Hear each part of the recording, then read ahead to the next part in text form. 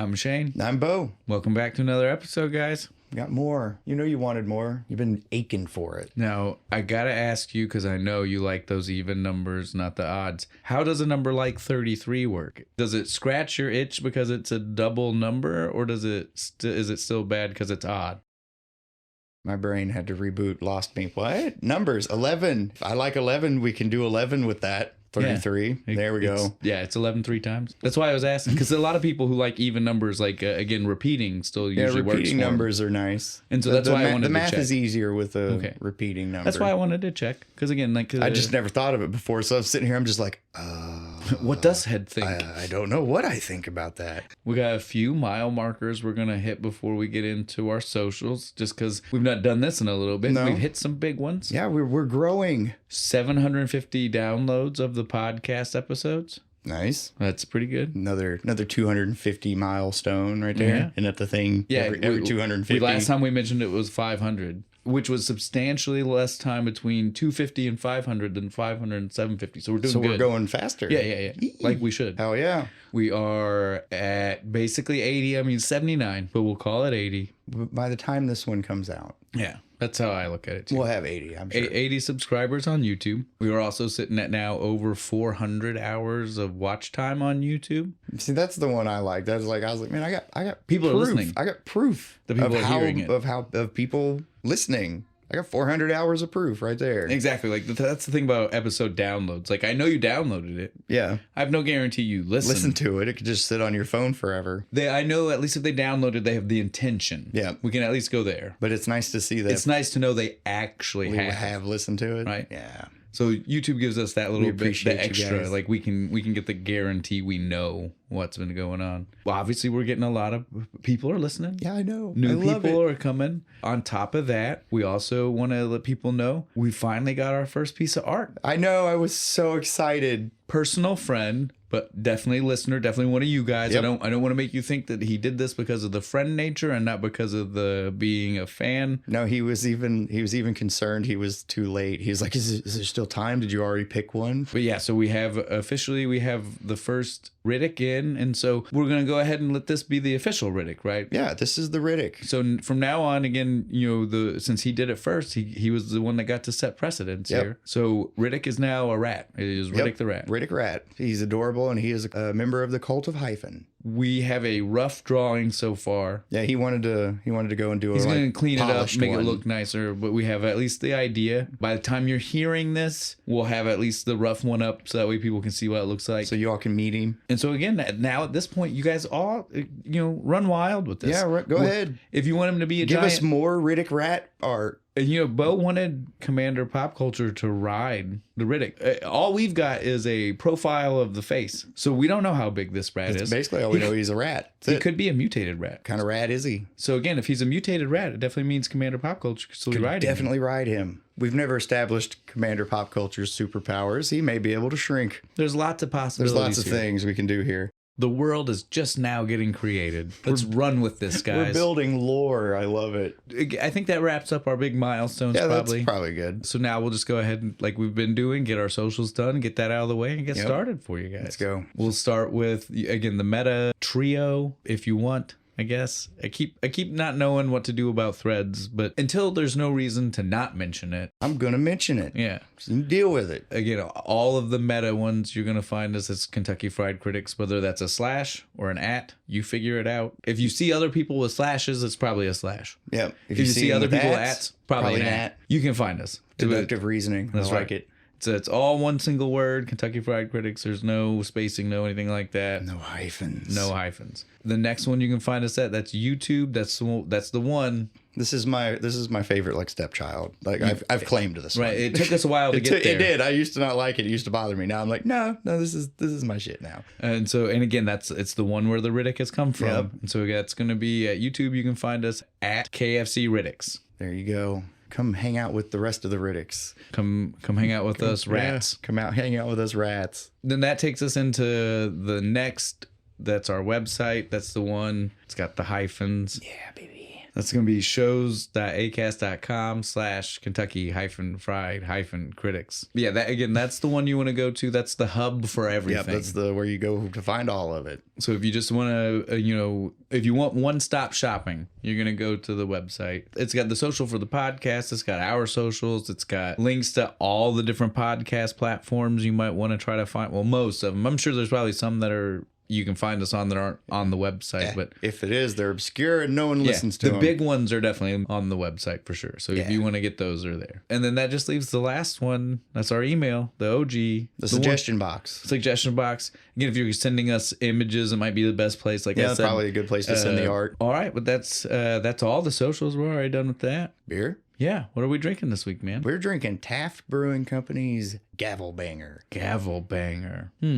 It's obviously some kind of court movie. Question becomes, do people think that we went court drama? Is there anything else? I think there's one. There's only one I know of. And that was our choice. It's Jury Duty, baby. That's right. More Pauly Shore. Had to do some more. We had to. At this point... Yeah, we're just going to do all of them. We're going to do all of them. It's going to be a surprise. That's like a future clue right now. Yeah. Always be on the lookout for a title and its connection to a Pauly Shore movie. Although we don't have that many left, guys. Like 3? Yeah. I'm not going to name them. No. That's because I don't want to give you extra clues. No, there might be 4. Doesn't matter. We're not going to go over them right now. 9 million. Because we don't want to give them clues. They need to write down the list themselves and mark them out. I'm not going to help them. Yeah, so this is definitely Jury Duty. Now, I'm not trying to downplay a court drama. I love court dramas. And I got into them when I was like 12 or 13. So right about the time this movie came out. This is 1995. Around like when A Few Good Men and shit came out. Yeah, too. well, again, So, and again, that's what this is. This is a satire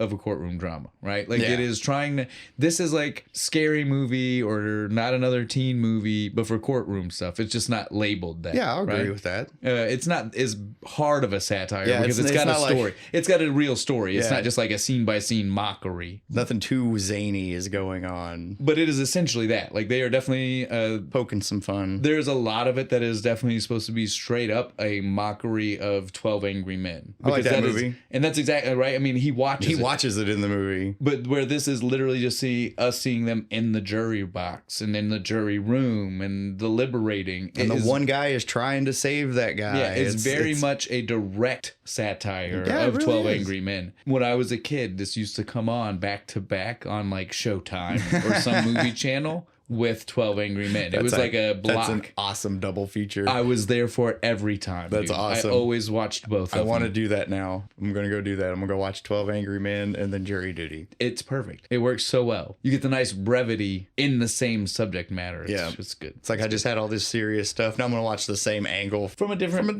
comedy. Yeah, exactly. It's good. I strongly recommend people try it. There's your Friday night double feature from Kentucky Fried Critics. Before we go too far, we jumped straight into the movie. We didn't tell them the type of beer. We were like, this is the beer. This is the beer. That's it. You guys can tell. Sometimes we're excited by the drink. Sometimes we're excited by the movie. Yeah. Sometimes it balances each other out. This was definitely a time that we maybe got too excited by the movie. Maybe. Jumped the gun a little bit. We just love Pauly Shore. Yeah. Obviously, I think we've established that now. Oh, yeah, I'm sure. If they've been paying any kind of attention. But yeah, so this is an American IPA. I'm not going to lie. As we've said before, we're not beer people. No, I'm not. I have no idea what makes it an American IPA. I don't know. Well, again, all I can establish is that I know that there are other IPAs, such as New England IPAs. And I'm like, well, that's American. So I don't really understand the difference between like an American and something that is just another part of America. I'm not going to get there. Somebody in the comments, let us know. One of you beer people. But I do know that most IPAs aren't quite as hoppy as this one. This one seems kind of hoppy. Yeah. Like way hoppy. Way hoppy. And then this Hops and grapefruit. And grapefruit. That's what I was going to say. This one's definitely leaning towards grapefruit, where some of the others...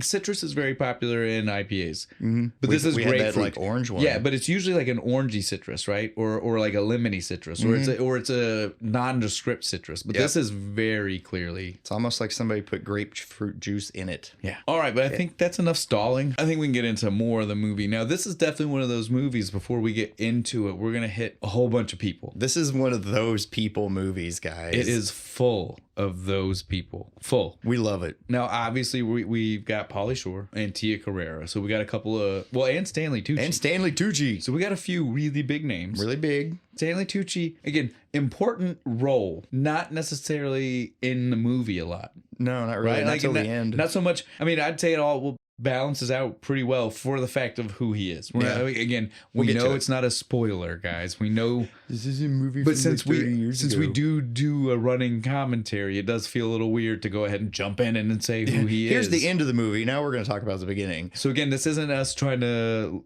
say anything about anybody's intelligence. This is just us trying to stick with the continuity of the hour we're talking to you. Yeah. But beyond those three, which I would say, again, those are probably our biggest name people, we've got our man of 1,000 faces, that guy, Brian Doyle Murray. Murray. Or Murray. Why do I keep wanting to call him Murphy? I don't know. do that He's every literally single Bill time. Murray's brother. I know. He's not Bill Murphy's brother. Doyle Murphy. Sounds like it should be an Irish name. But yeah, so Brian Doyle Murray, again, here without his brother. Again, we've established that. He did do shit without his brother. in a lot of it. But the reason he's been in like 5 of the movies we've done. The reason I stand by the man of 1,000 faces is because, again, like in this movie, he looks like he could be like Joe Pesci in Goodfellas' brother, Yeah, right? Like he does. that's that. If you've got a mental image of Joe Pesci in Goodfellas, It's his brother who's trying way too hard. that's what he. And, Yeah, I mean, that's totally what literally, he is. You know, this movie was filmed like 2 years after Wayne's World, and in Wayne's World, He's the arcade guy. and he looks like an Old man. Good makeup.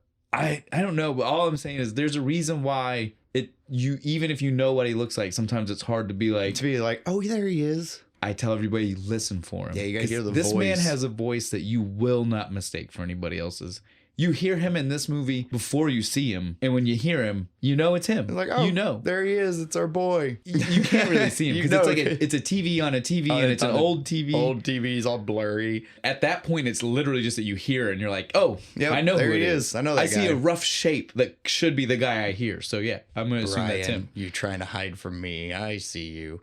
Let's see. Once we move past Brian Doyle Murray, though, we'll hit a little bit faster here because again, they're in the movie. We're not going to try to. Those are some of our big ones. We talk about a bunch. So we've got Abe Vigoda as the judge in the movie. Abe Vigoda again being in a lot of things. A lot of things. Most notable to maybe people our age again is he's the grandpa from Look Who's Talking. He's John Travolta's the dad. old crazy the senile. crazy senile one. Barely there as a guy. Says some of the funniest shit in the movie. So again, you probably know Abe Vigoda. If you were someone our age and you were worried that you thought maybe they were treating an old man not good in Look Who's Talking, just understand that movie was made before this one, and he's obviously a very he's not actually crazy. He was not actually a dude going through good dementia. acting. He was just that good. He went method. He went and hung out in a mental ward. He with just the hung out. others. He just hung out at another old folk. So like for real. He just went and saw his cousin.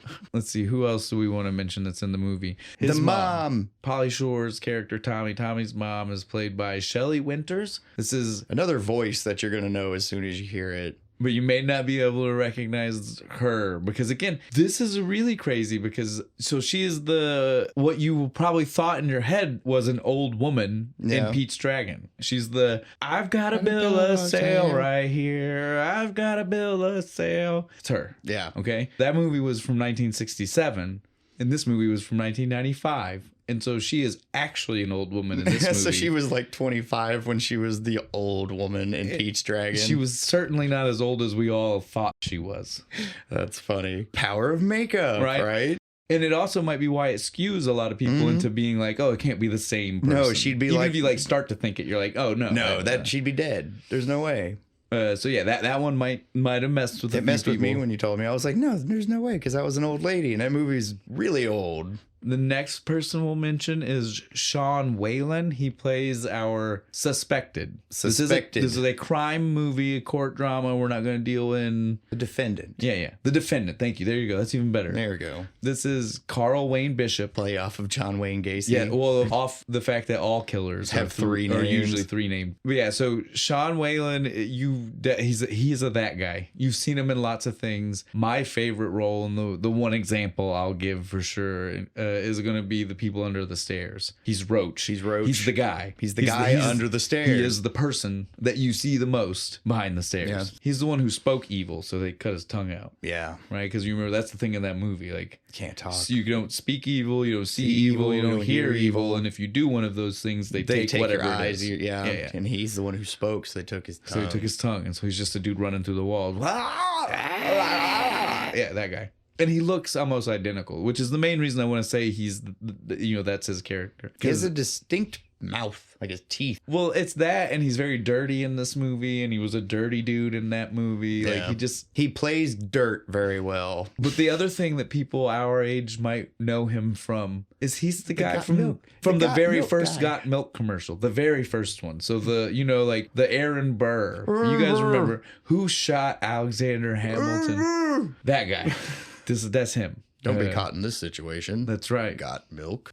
So again, he is one of those people. You've seen him. You've seen him. You've seen most of these people. 100%. We're not even naming everybody here, guys. No, there's more. You're gonna watch this and go, no, they didn't even mention that guy. I know that guy. Now we're gonna end on two people, and really they're both in the movie pretty early on. The only reason I saved them for the end is just because they went uncredited in the movie. Really? Both of the two that I'm about to mention. Do they not want to get paid? I don't know why, but they went uncredited. So one is Andrew Dice Clay. Very small part. I can understand that. Just it's like a favor? It's like a cameo. Yeah. I can comedians? totally understand why that maybe happened. Yeah. Yo, I just happened to be on set today. What are you doing, Pauly? Right. Yeah, you want to be in my movie for 5 seconds? I need an Uncle Sal. Right. I could see it. Yeah. But then the other one is our guy Rick Ducommun, whatever his name is. Ducommun?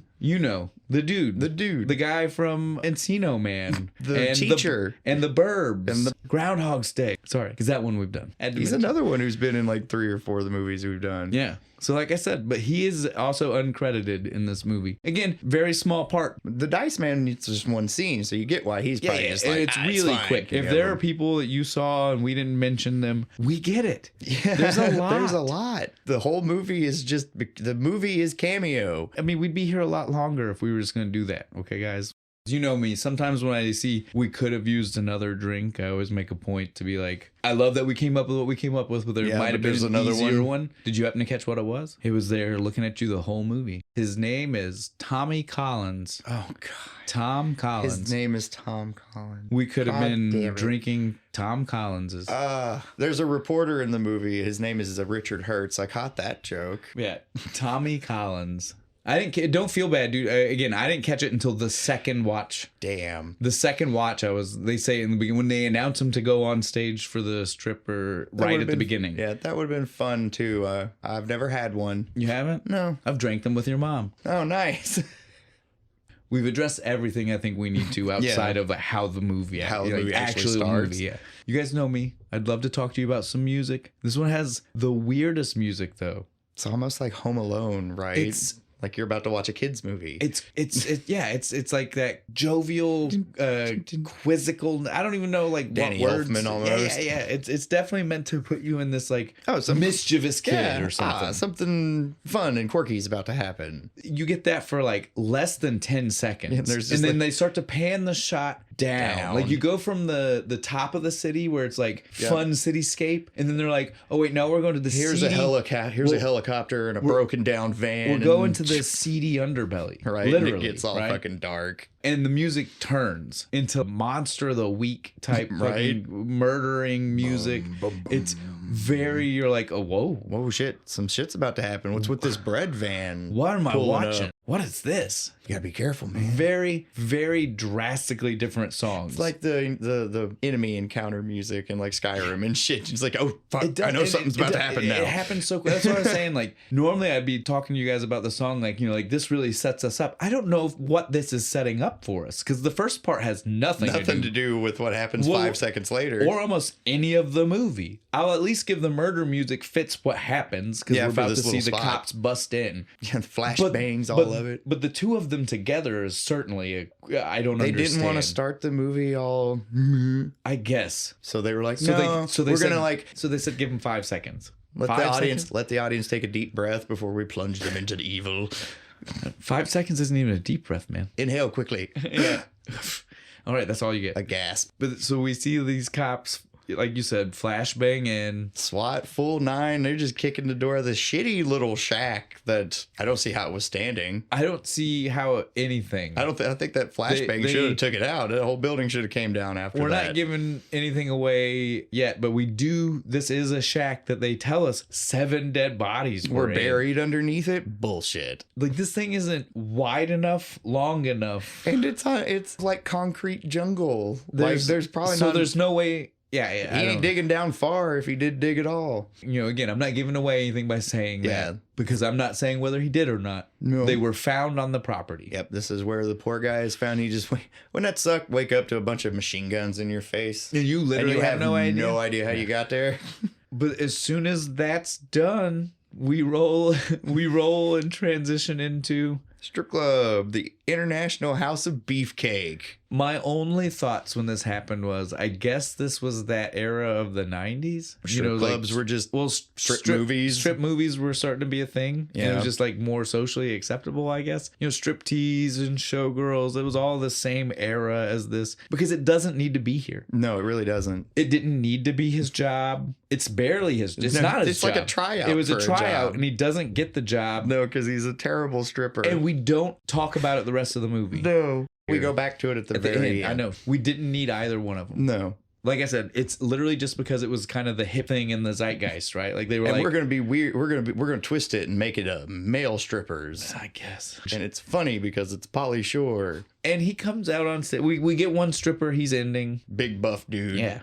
He's what you would expect. What you'd expect. Pauly Shore comes out. Now, I want to say, this is a year after in the Army now. This is after he got cut. His physique is not bad. No, he doesn't. He's got some abs. He is not this, he's not cut. He's not a stripper, but he's not offensive. Yeah, he's not flabby by any means. He's not me. Yeah, he ain't me either. They're jiggling. He could have worked this angle. A couple more. He should have just pumped up a little, couple push-ups and shit. Get it. He even could have worked the gimmick he came out on stage with. It started off pretty good. The milkman's good, right? He could have done this. He just went weird. He went too weird too quick. Too weird too quick. The milk just needed to be poured on him. Yeah, he didn't need to spit it out into the audience. You don't need any of the food to touch people. No. You definitely don't need cottage cheese. No, that was the worst part. Fucking grabs a big handful of cottage cheese and just smacks it on his ass. Oh man, he literally runs off the entire room. There's one person left. One person left. We're not really going to get into the problems of the joke.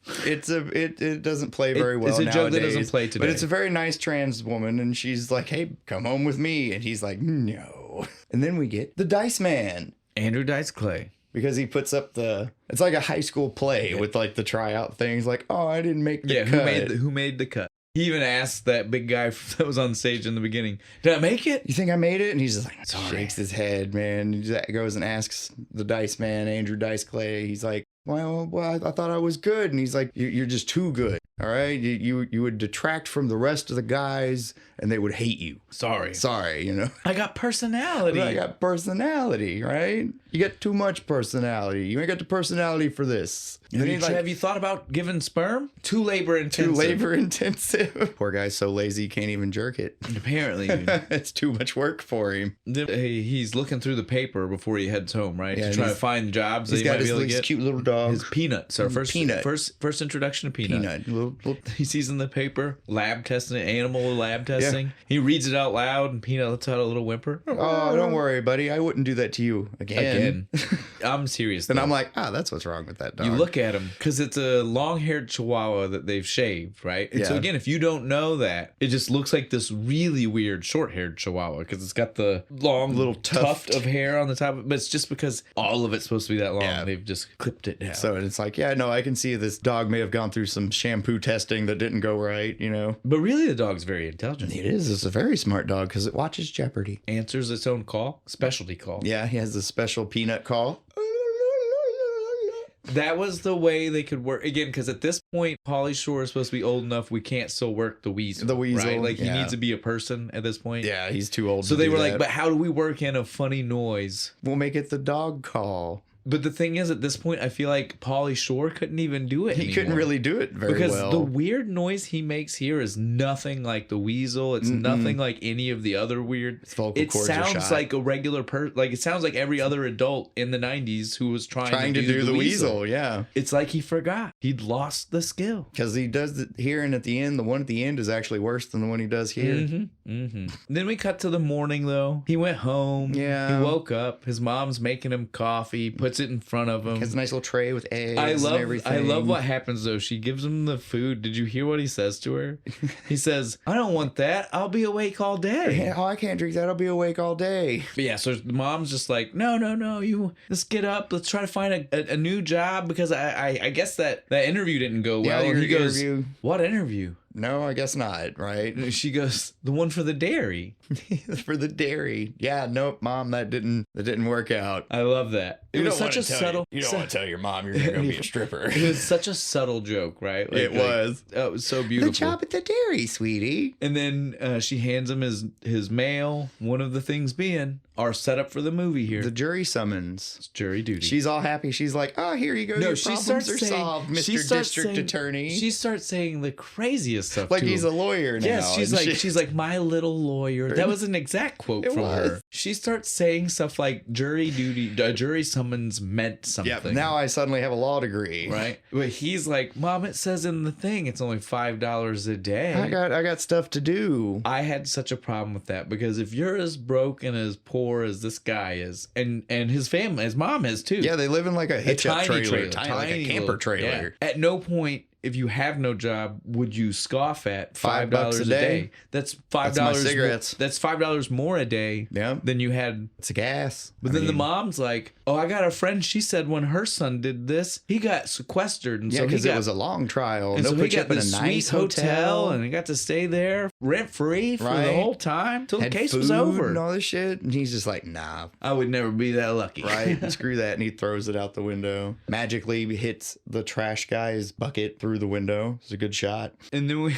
we get to meet his dad. Not his dad. Sorry, Stepdad? We meet. It's not even stepdad yet. Oh, yeah, it's not yet. It is literally. That's what I was gonna say. Sorry, we get to meet his mom's boyfriend. Current boyfriend. Yeah, current Again, because boyfriend. As we've surmised, she has a might have- lot of uncles. They don't tell us in the movie, but me and Bo have come to the conclusion that like Sal and the bus driver later and here. a couple of maybe other people, I can't remember for sure. He lightly mentions them all being uncles, and we're pretty sure it's just people. That his mom is hooked up with. Yeah, Or they were just being. They were just dated at one point. Yeah, they were just being nice and not blatantly making the Saying joke. They that. were just kind of lightly insinuating the joke. But so this is her current boyfriend outside. Comes in. He's got He has a great idea. a truck full of polystyrene. And if you don't know what Styrofoam. polystyrene is, yeah, exactly. It's restaurant styrofoam. Yep. If you think of Styrofoam cup. and a styrofoam like food container, tray, like you from- might have seen in our picture. in our picture. That was a little bit of our hint. That guys. was part of the I hint, was too. trying. I try to give you guys some extras when I can. Set dressing. Yeah. So if you think of restaurant styrofoam, that is actually known as polystyrene. Polystyrene. And so the man's like, it's genius. People here don't want it for anything. Once it's done, it's trash. He's like, but south of the border, They're crazy for it. they Pay you by the pound. Well, no, before he says that, he even says, all you got to do is find it, clean it, ship it. It's that easy. You gotta pay to ship shit. Well, and you got to clean it. Yeah. Can you imagine? Like, think about polystyrene. You're going to break it. How are you cleaning it? They're not recycling it down No. there. They're going to take it and just put new food in New this food and already shit in used. it, yeah. Because that's what they would do. It's already crazy. But yes, then he follows it up with, as you say, he tells him, he goes, it's the greatest stuff ever. It's light as a feather. Best part is they pay you by the pound. Well, it seems like you got it all figured out there, Jed.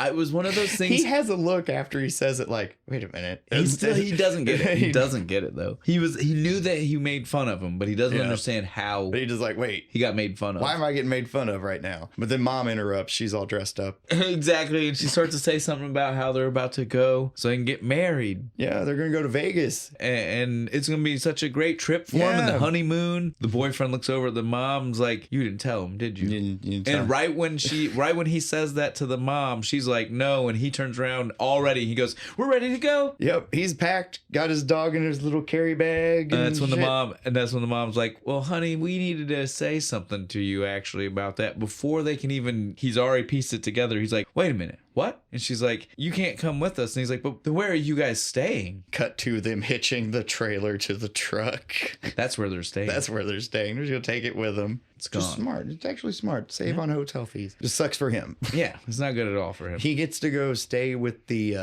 neighbors. I don't remember their name, but they're weird. The Woodalls. The Woodalls. And they're just like, don't worry, we won't bite. The bald big bald woman and a little tiny Armenian man, like hosing her off in the front yard. Right, it was weird. Yeah, I wouldn't stay with the Woodalls either. And so he, as soon as he realizes that's the plan, he immediately goes to the dumpster and finds that jury summons. We don't really. He goes to jury duty. Yeah, he goes and he's like, I'm going to get the longest one I can. He gets on the bus. We see him get off the bus, like we've already mentioned. Says hi to his other uncle. You can't see me, guys. There were air quotes. Air quotes. Sooner or later, we'll get video. And you'll be able to see me do things. And I won't have to tell you that I made air quotes. I'll do it anyway. On camera. On camera. I'll look you guys. Air quotes. I'll look you guys dead in the eye.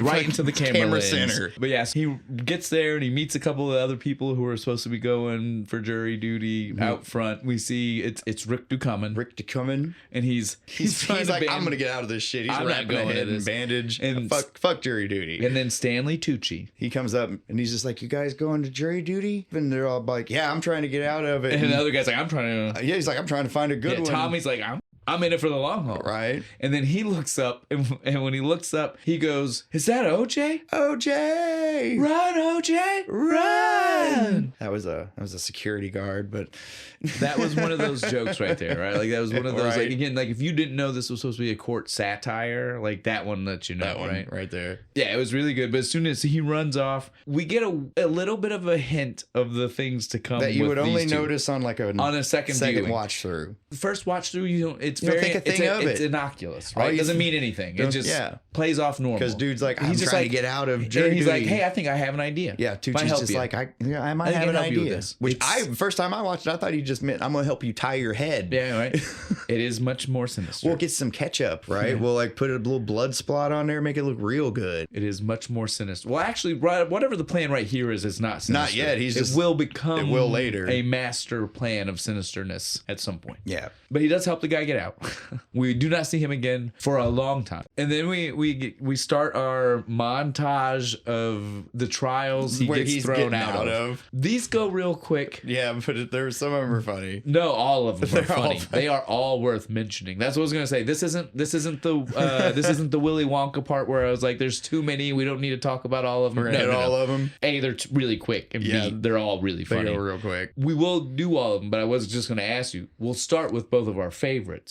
Which one is your favorite? My favorite's the one where the guy has a literal Stinger missile on the table. Or whatever. Or I thought it was like some kind of anti-fucking tank machine gun or something, but it is a giant gun. It's a giant fucking missile launcher, and he's just like, I don't know, but I feel like a guy has a right to defend his family. I died laughing at that. My favorite one, it's the shortest one and the dumbest one, but it's literally where he does the Charles Manson the finger swastika. The finger swastika. Say hello to Charles Manson for me. He's wiggling his fingers. Yeah, I don't know why that makes me laugh so much, dude, but it does. Like him wiggling the fingers. Little swastika fingers. That's two of them, but then we also hit the first one, which is where he is like, I don't remember what his name. Yeah, it was a random name. Bob. From school. We cheated our way all the way through high school.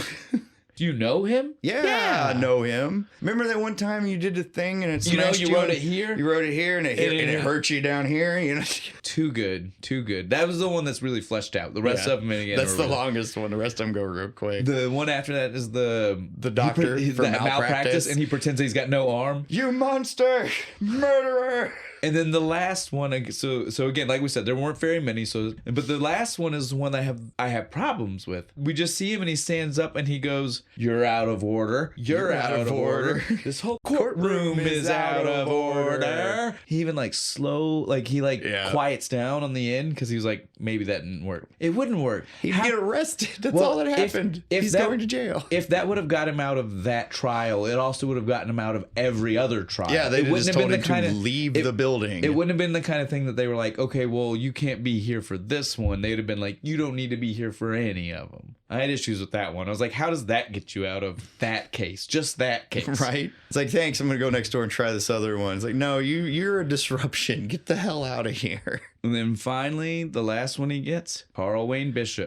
We've been set up here. We saw the beginning when Carl got arrested. When we first see him at his mom, Tommy wake up at his mom's house. It's the newspaper. The with his picture, drive-through killer. So we've seen some background setting up of what's happening here. Yeah. We see him get walked out. Again, he's looking just like Roach from the people under the stairs. It's like they arrested Roach from people under the stairs. He's got a very menacing, still looks like he's dirty, even though they would have bathed him by this point. You would think. It's, again, satire of the court system, right? Yeah. They're making fun of the fact that if they want to misrepresent you, they can. There are ways they can do things like that, even though they shouldn't be able to. Maybe that's me. Maybe I'm a cynic. Maybe I'm reading too much into it. It's Carl Wayne Bishop, multiple counts of murder, fast food employees, or management, really. Yeah, it was managers, I think. Found in his basement. Buried under that little shitty shack. And this is the one he wants. The judge literally says, we're going to be here a long time. You're going to be away from your family. You'll be sequestered. He uses the word. I learned this word because of this movie. I'm not even going to lie. People say you don't learn shit from TV and movies. And then we hear when the lawyer starts going over this, each person specifically, and she gets to him, he's like, drive through who? What? I've never heard television that poisons the mind. Right? I try to stay away from that. The truth is the only thing I'm interested in. Bullshits his way right in. Oh, yeah. No, she was like, I want that dude. I want him. And then as soon as we see that, this is another one of those, again, if you didn't realize it was a scary movie level satire, you get the breaks in the show like this, right? Where as soon as the whole jury gets picked, the dude runs out of the courtroom yelling, the jury's been picked, the jury's been picked. And then someone else runs out of another door. And they're serving tuna salad. They're serving tuna salad. No, I will get you the exact one because this plays in my head still when people say tuna salad to me. He comes out and he goes, they're having tuna salad for lunch. Tuna salad for lunch. Gets even better because it cuts outside all the reporters and shit. You hear and the Japanese and the Spanish several fucking ones. They all say in tuna the background. salad. There are lots of conversations going on about the tuna salad. It's more important than the jury pick. Did you try the tuna salad? That lives rent free in my head. I do like a tuna salad with some dill pickles in it. Tuna salad for lunch. Sorry, we gotta stop. I can do that all day. I mean it. It's one of those things. But so now we see them all getting on the bus. I love this bus scene from the very beginning. Like Pauly Shore gets on and he turns around like he's gonna make a speech to the reporters. Nixon or something. Right? And he sticks his hand out the door. He just shuts the door. Don't worry, you guys are in good hands. He doesn't even say hands because it shuts on it. So he literally says hand. And that Pauly Shore way. So it's just like and they start driving away. He rips his hand inside. Why is it a used tour bus? I don't know, but his looks at the driver. I know, he looks down, he sees the thing, and he's like, oh, PA system, time to play. Right? Like you would, though. Oh, yeah. Hi, everybody. I'm your tour guide this evening. Who's from out of town? Jorge. Jorge. I am. I just moved to your country 1 month ago. I am so happy to be here. Sit down. Okay. The bus driver's not having none of it. To the point where he finally just slams on the brakes, hits the window, smashes him in the windshield. That's some classic Pauly Shore. Yeah, Pauly Shore doesn't do a lot of the physical comedy, but he's always got one or two. Yeah. He's always got to have that one or two good one. And it's usually a good, I mean, that was a good one. It looks like a pretty good hard hit on that plexiglass. Oh, fuck yeah, dude. To get that shot, I bet you 5 or 6 times. I bet you he slapped himself into the plexiglass pretty good. Yeah. And he's got a concussion by the end of the day. Good job, Pauly. Okay. They get to the hotel. Super nice. It looks so gorgeous outside. Nice. And another of those guys. Oh yeah, the concierge dude. I don't know. Yeah, Russell. Don't know the actor's name, but yeah, he is one of those guys. Him in all kinds of He's shit. definitely in a lot of things. I apologize, guys. You know me. I'm usually the one that gets on Bo about trying to stay in movie world. Although I gotta say, I did slip into Nick Cage's a lot last week. It's hard. Rick and Nick. It was hard. This week, I'm not going to do so well because, again, we have a main cast of 12 people. people, some of their names only get mentioned Like once or twice. So I'm not going to pretend. I'm not going to try. I'm just going to tell you when I either a descriptor of who they are or the actor's name. If I remember the characters, Jorge, I'll tell you. Jorge. But for the most part, this is going to be a little all over the place. So just be ready. Yeah, just try and keep track. Take your own notes if But you want. like Brian Doyle Murray will be Brian Doyle Murray. Because I don't think they... Or a car salesman, right? Hot tubs. Hot tub salesman. A hot tub salesman who acts like a car salesman that we never get his name, but is Brian Doyle Murray. That's hard. Murray. I can't do it. But yeah, so Brian Doyle Murray though, he even looks at he looks at Russell and he's like, "Man, it's a nice place. Nice hotel you got here." Yeah, he's you like, guys are going to be staying in the historic wing, and historic, it's being renovated. It's got construction workers, like windows. When are he missing. says historic, he means like this is a part of the building that was shut down in the 30s and it's not been looked at since. Yeah, for real. And they're just now trying to get it back up and running and falling apart. It's horrible. Yeah, the holes. They get in the inside. wall. They get inside, and he makes it even worse because he refers to them as vintage rooms. Yeah, they're vintage. Vintage suites. Excuse me. Vintage suites. Two to a vintage suite. They do at least try though. They've got the female jurors staying together. Pauly Shore tries to pull a fast one. He does. He tries to snatch that key with the chick from Wayne's World. Can't remember her name. It's Tia Carrera. Monica. I do have her character. Monica tries to switch keys so he can go be in her room and shit. And they're like, get the fuck out of here, you pervert. And we see he gets into his room. He starts looking through the room. He likes peanut-sized shampoo.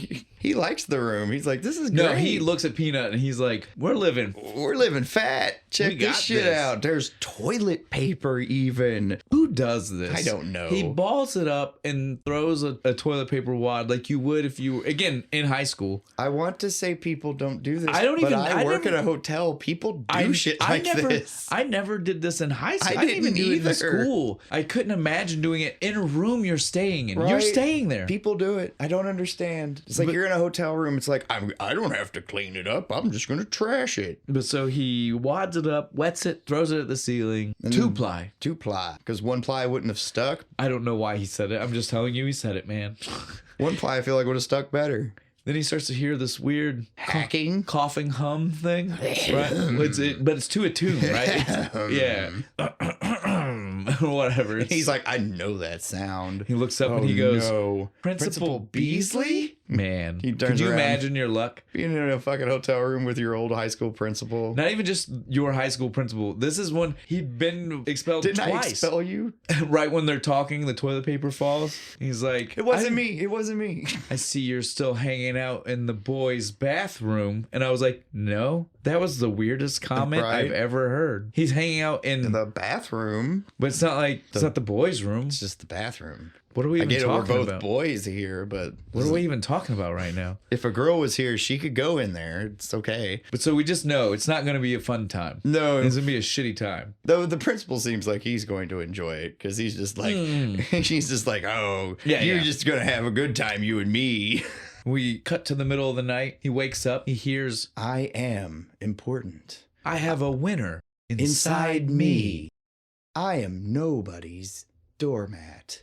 Self-help tapes. Man. And it's his voice. So did he record his own self-help tapes? It may be, because that would make it more convincing for yourself. Like tell yourself. If you're trying to, do that type of thing, like it might have been part of like a whole class, and one of the things they had to do was make a tape of this. I don't know. I want like Patrick Stewart to tell me I'm awesome. I mean, I agree, but I'm just saying that I'm saying there is a possibility. You asked, I'm answering. It is definitely self-help tapes, which was the king of the 90s. He did not get much sleep because of this. No, stupid self-help tape did not help him at all. The next doesn't morning. seem to be working for Beasley. It seemed to do something.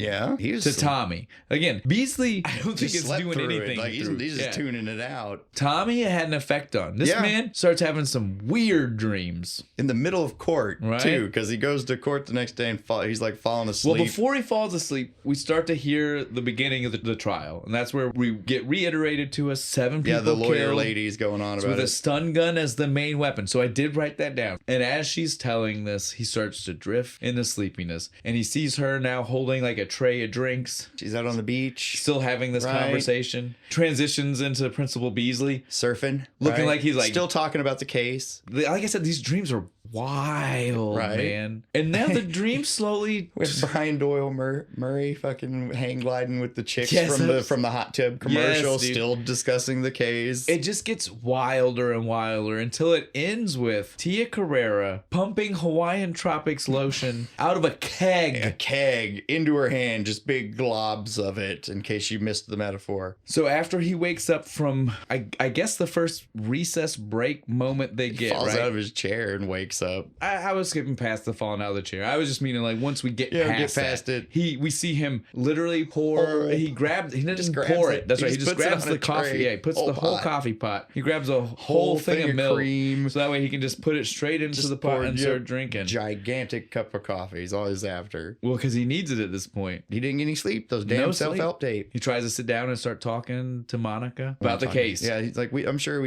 we're not allowed to talk about that. Which is so funny because if you ask me out of everybody, she would have been the one, right? Because we see her, she goes to the trial with legal books. Yeah, she's the only one that's clearly really interested. Like I understand she might be the type who's going to follow the rules. Yeah. But it's still weird that she didn't have an opinion? that she wouldn't have talked about it. The one who brought books on law with her to the court seems weird. Yeah, she's just like, no, we can't talk about that. And he's just like, well, what can we talk about? She's like, And she nothing. She and then fucking leaves. dope. It's like, And then he's cold. there with Ray, and we get to meet Ray. Ray is my favorite. I love Ray. Ray speaks only in bluesisms, Bluesisms? right? That's how my notes. I Hey, literally man, have that written. You gotta cut bluesisms. the wood before you can shave the bark. You know what I'm Know saying? what I'm saying? Think about it. I should write her a note. There you go. And How that's do you it. get the note No, from that? that's the other part that's awesome about it is that whatever thing he says, he just waits for the other people to say something, and he goes, exactly. This is how you it's play. It's that type of advice where you don't give Yeah. advice, you let them say something, and you're like, you knew it. You knew all along. The answer was in See, you you. gave yourself advice. I just had to draw it out of you with Right.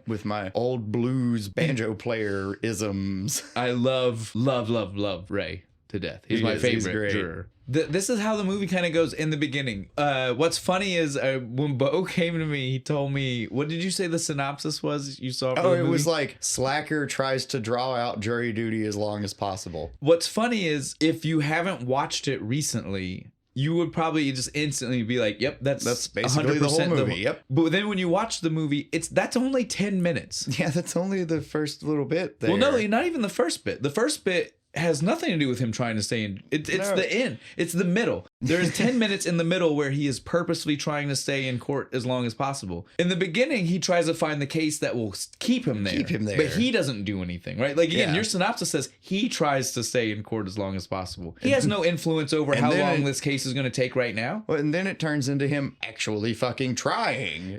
No, Right? very quickly. Yeah, very, very quickly. quickly. Like I said, the synopsis sounds right if you've not seen it in forever. You're just like, yeah, that's right. Yep, I was Then that you way. watch it and you're like, No, that's not at all really It's only what like happens. this bit. That's like Right here. that's the smallest part, and I guess maybe the easiest way to do a synopsis. Yeah, I guess. But not really. That's the only bit people remember, I guess. That maybe that's why people don't have fond memories of the movie. I guess it's a lot better movie than the internet gives it credit for. We can get back on the topic here. I just had to point that out real quick because it is one of those things people get very wrong. Because again, right now, it's just a normal court trial. He has no influence over. You know what I'm saying? Like he can't prolong this. Right. He's just there for the ride. Right He can't now. just be like, no, I don't think that's right. We need to keep going. He is literally just a person. I don't agree with the judge. Although we do get a couple of moments. We've already had one where he walked up to the judge's podium. the judge's podium because there happens right here because one lawyer's going on about like the defense animals and shit. That's what I was gonna say. We're about to get this moment. This is the first time where he actually is trying to be a good juror right Yeah, now. he wants when to he hear does it. this, he is not trying to deter the case in any way. No, he just wants to hear what they're saying. Yeah. We cut back to in the courtroom and he's awake now. Yeah, he's had his coffee. He's good. He's alert. And it's the defense's turn to talk. Man, I don't know what this dude was. I don't know what his problem was. This was not a defense that he should have angled for working. He goes, How do we know? how do we know it was a man? How do we know a human committed this murder? I think we're making some broad assumptions I've seen some pretty here. smart animals. And he starts going over Let's lists. not forget the gibbon He literally has thumbs. He starts reading this. The first part was from his head. My client isn't that bad. He's only done, and then starts reading through the shit that he's done. Like, okay. Like armed robbery, impersonating Well, an maybe. officer. And Maybe he's worse than I thought. He's like halfway through the list and he's like, I shouldn't be reading this. And we see the middle of the case. Again, there's the stupid weird love interest angle that it's barely even there. It's so silly. Cute. Yeah. And nothing really ever comes with it. Like No. it's the kind of thing where you can tell they wanted to write more. It seems so ridiculous, really, when you think back to it. You're like, I mean, I guess it was there, was it? There's kind of a love story. He definitely is interested in her, but then you get like even this moment of it. He's trying to send her a note. She never gets this note, so she doesn't even know. Doesn't have any idea. He accidentally rubber bands it. He makes the slingshot rubber band. Bing, bounces off the statue, does the 3-point shot, hits the killer right in the face. What did it say? Did you write down what it said? It's like you're like the sexiest thing. No, I didn't ever. write down what it said. Basically, he's and it's so funny because he starts looking at Carl Waynebush. He's like, it was him.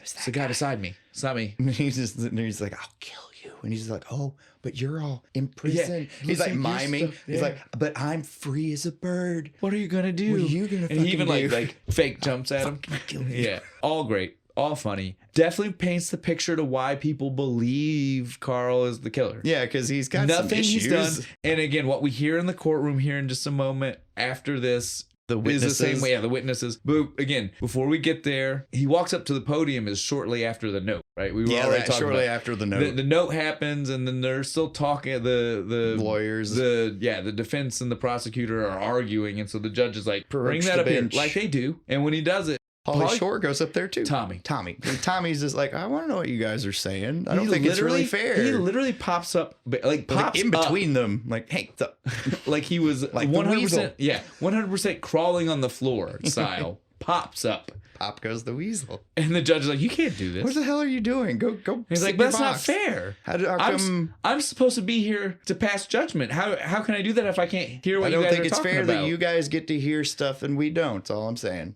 He's got a point. He does. That's really a good point. For as much as this movie makes fun of things, that is a good point. How come they get to have a little private powwow and conspire and we don't get to hear it? And again, this is where we cut to anything that is not in the courtroom or specifically Pauly Shore, right? Is the parts of the movie where I keep wanting to go back to. This is essentially scary movie style satire, right? Yeah. You know what happened? Did you write down what happens after they leave the courtroom this time? The ESPN, the Justice TV ESPN shit. style. I was like, dude, I would fucking watch that. But that would be way more interesting. But it's even beyond that. Like that was already satire on satire. But then his head blows up and nobody talks about it. Nobody mentions it. It's just that he explodes and then back to the hotel. And again, at no point in the movie is it talked about. It's never mentioned again. This is why I keep saying like this is 100% like a scary movie style satire, right? Like because that barely exists. You're right. There's no reason for that. It's just there. It is not part of the shared world the rest of this is in. I loved it though. It was good. Great. It's good. Again, I love everything about it. But it's to let you know that this was 100% supposed to be a court drama satire. They were hard wanting to make fun of certain things. I just put ESPN for court TV. That's what it is. No, my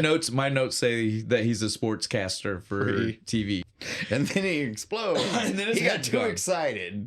My notes literally even say, what was the point of the head blowing up? Did I miss something? Because it was random. Yeah, it was. And again, not talked about. And when you're sitting there, and you're kind of half paying attention, taking your notes, and you the big hear loud explosion, and you look up, from and you're nowhere. like, where does that go? Wait, where'd the dummy come from? Yeah, so we leave the head blowing up moment to see him back in the hotel. Another night. Midnight. Still the same thing. All he hears is self-help tapes. I am worth. He tries to get his attention, right? Banging on the door. He runs and jumps into it, throws himself at it. He starts yelling about other kids doing shit.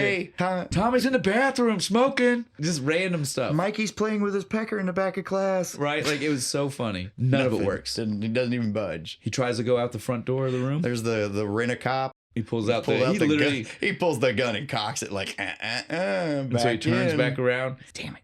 He makes the ballsiest play I have ever seen. For real, I wouldn't have even tried this. He goes out the window and then shimmies on the thin little ledge. Thin, dude. Thin little thing. And this building is crumbling apart. He almost falls. Yeah. And again, we don't see him go back in a window. Did he go in a window or did he go down a drain pipe or a fire escape? He went down something because he ends up in the lobby. Well, I know he goes down, but I'm just saying, did he end up back in the building and go down? He went down the scaffolding for the construction guys. It on could the be outside well. of the It could be building. that fire escapes would be out there Yeah, too. that's That's what I'm true. saying. Like my main point is just that we don't know. No, they don't show show us how he got down. But It he's did got- kind of look like he was hitting the lobby from outside, though. Yeah. I'll say that. So it was probably scaffolding or a fire escape, and not like back in another Back in window. another window. Yeah. But he goes up to the front counter. Ding ding ding ding. I need some help. I need a different room. I need a different room. Fuck this. I can't sleep. The dude even looks him up. And it's Yeah, like, he's you like- don't remember him? He was a yeah, loud, he- obnoxious dude. You definitely remember that he's one of the fucking court people. Come on now. Yeah. But he types it up in the computer. He goes, oh. Those are special. I can't. I can't. I can't You were move here you. for the court stuff. I can't. Yeah. I can't do that. Not a thing I can do. Do you see the luggage under these I eyes? got Louis Vuittons. Do you not see this? I can't take another night of this. Gucci, baby. See this? There's nothing we can do about it. And so he's like, all right. And turns Fine, around. starts to leave. Other dude comes up with a bunch of cancellations. He's like, nobody because wants of to all the stay here. Yeah, construction. nobody wants to stay here. And the guy's like, we got to do something. My ass is on the line. And I wanted to be like, why would the assistant guy care? Yeah, why like, would you're he like, give a my shit? ass is on the You didn't look at him and say, your ass is on the line. You Yeah. said, my ass is on the line here. Like, that guy's just going to be like, I've had other bosses. I'm sure I'll have another Yeah, one. I'm sure they'll You just know? replace you and I'll still show up Monday and Okay. do my job. But all right. Cool. I'm glad you think that much of me. Tommy hears him. Hey, buddy, I think we can make a deal here. I love watching the moment the next day because again we don't hear them finish out the Discuss deal. nothing? We don't know the terms yet. None of it. We just see him get off the bus. He's darting his head around. He is dripping merch Well, for I this love that hotel, and he's trying to avoid the blur. Now I don't understand why he did that because if you notice the moment where the blur was on his face, It wouldn't have you covered could the still hat. see the hat. Yeah, you could have seen the hat. And so if all he's trying to do is make sure they can see the merch, why was he trying to jump his Jump head? around and shit. I make more of a spectacle of himself, I guess. Maybe. Look But at me, again, I'm I a was just like, jackass. Go to the hotel. he's handing out brochures. Yeah, he's saying, he even yells at his mom on camera. He's like, hey, mom, dad, check out the holiday suites or whatever. Yeah, it was supposed to be like a Holiday Inn, but fancy. But fancy. Holiday suites. Holiday suites. Every day is a holiday. Then we get what is my favorite moment in the courtroom. We have some kind of specialist. We The don't even serial know. killer expert. Yeah, right. And he's talking. And so, what would you say is one of the things that most serial killers seem to have in common? Well, I would say that there's definitely some level of penis envy in all serial killers. That I could definitely find some kind of correlation between. He's just like raising his hand. I didn't hear that last bit. Like, what do they all have in common? Well, it's a certain amount of penis envy. What kind? Penis. What? The judge fucking banging the gavel. Yeah. Penis, penis, penis. It was amazing, dude. Even the judge realized it. He laughed He and was started- like, yeah, he was like, started oh, to shit. laugh and was like, oh, fuck. And like, oh, you fucking asshole. Order in the court. Again, this is one of those moments where you really learn some things about yourself, right? Yep. I don't care how old I get. That's still funny. That kind of thing is funny. That is still funny. It wasn't just like it's not just somebody saying penis. It's the way the moment plays out, Yeah. right? Like it's the seeing the one guy who's like, this can be funny. Let me help make it. Let funny. me help make that happen. the whole thing, right? Like And I the love judge this getting scene. frustrated. Yeah, and then just- even like chuckling to himself Stuff once he as he realized realized like, it. if Beautiful. any one piece wasn't there, Wouldn't it have wouldn't worked. be as funny as it is. Yeah. But the way it played was so perfect. It's so a like perfectly real life crafted too, right? Like penis joke. it was. It wasn't too simple. Wasn't Right. too childish. We got a judge to say penis. And it's a Vigoda. Yeah, even better. Yelled it at us. Then we get the silly hat witnesses. No, I love this. So we see all now's when we see each person, right? Like Yep. these are somebody from each restaurant. Where they're- They heard Carl Wayne Bishop say something. Yeah. Something threatening or menacing to them or someone else. And we're just hearing them say what each one is. Did you have a favorite? I have a favorite. Your ass is tabbouleh. God damn it, that's my favorite too. From the falafel Yes, place. your He's like, ass is Your tabbouleh." ass is tabbouleh. I'm going to Man, say it's that. even the guy I'm that's- going to say that next It's even time. the guy that said it too. And everybody in the courtroom is kind of like, and he's still sitting there like, Close second, the little Asian girl. He's like, he stabbed a weenie and said, I will kill you. what's funny is all of the rest of them were like pseudo clever jokes, right? The pirate one even Yeah, said the- he said matey, Yeah. and whatever he said to him, they were pseudo clever jokes. And then you get to that one, which was the last one we hear mentioned, and it was they were like, let's cut all subtlety to it. And it was like, wow, there was no subtleness. There is no tabbouleh, No tabbouleh, no clever joke Right, there. like- It's just, I stabbed a weenie from Weenie Hut. It was so great. Right, and so now we leave the courtroom. He gets to see the sweet digs. Oh yeah, gets he to sneaks stay into in. his like penthouse. I like how he puts the do not disturb thing on his his door. old room so nobody will go Well, in there. it's just to make sure the principal. Just make sure Principal Principal I Beasley don't doesn't think go. he'd in. have bothered him anyway, but I But like just the in extra case, precaution. just in case, you gotta make Gotta sure. be careful. The He is Spider-Man at this point, dude. He's just climbing up and down this building. He doesn't care. The El Presidente suite. El Presidente. Fucking Russell's in there. He's already popped the champagne. He's like, This welcome. place is too nice. It's the whole top floor of this building. He's jumping on the couch while talking to Russell. No one's supposed to know, right? Yeah, all my calls are gonna get forwarded here. All right. Fuck yeah, dude. This is nice. Let's Peanut out of his bag finally. So good. This is where we find out Peanut likes to watch Jeopardy because he immediately jumps on the TV. Well, he flips channels too himself, and then stops on Jeopardy. He tells Russell, he's like, he loves Jeopardy. He loves Jeopardy. It's his favorite. It's his favorite. And Too tries to good. get him to do other tricks. He's like, roll over, jump through the hoop. All right, this one he always gets this one. Watch this. Sit. Who's a good boy? Again, as we've already said, this movie likes a montage. Yep. We get another montage, right? It's a double montage, which is what's extra cool, right? Yeah, like it's a montage of how good he has it and how bad shitty everybody else has does it. And so we see like him taking a bath in the big hot tub style with tub the bubbles and with a there's duck. There's Why an is actual there a duck? Why wouldn't there be a duck? I don't know, but why is there a duck? That's a well-negotiated merch deal he got there, wasn't it? We see Russell has put chocolates and a milk bone And a milk bone for Peanut. And then we see the old lady. she freaks hers and it's cockroaches. Cockroaches. I don't care if I'm there for jury duty. I am like, no, you're getting me a different fucking hotel. Look, I can deal with a bunch. I get it. You're not Holes going to in the get a good room. wall, I said, whatever. That's the moment they would That's have the hated me. line. They would have hated me. Yep. I'd have caused a fucking scene. Because they were like gigantic, like Madagascar. the hissing, fucking, it was they were one of those hissing huge. cockroaches. That's the moment. Yep. I'd have We're getting a new hotel. I'm done. All of us. The reason why he doesn't want this to end, he's got it made. He's got it fucking made, baby. Cut to courtroom. Judge makes the announcement. Oh, We gotta go actually. trial's over. Yeah, we gotta go deliberate. It's now your time to deliberate. And again, that wouldn't necessarily be the end of the world. Deliberations can take a long time. Yeah. Except for the fact that As soon as they walk through the door, they're walking out of the court, and everybody's like, "Here's my done." deliberation." Yeah. Well, you see the one guy. He's got the basketball tickets. He's like, oh yeah, ringside seats. making it tonight, or Army private, or whatever he was. Private lieutenant. Whatever he is. I know you've got a problem with I it. got problems with it, but it's fine. I'll let it go. He's like, I can't wait to see my girl. The way, Ain't seen her. just girl. He never says it any other way. It's not Yeah, girlfriend. my It's not girl. late. It's, I can't wait to see my girl. Ain't seen her in 4 years. Tonight's the night. So excited. Yep. But we just hear everybody, their plans. No one is talking about trying to let this man go. No, they all know he's guilty. Let him fry. Deep fry his ass like the man outside, the folk singer.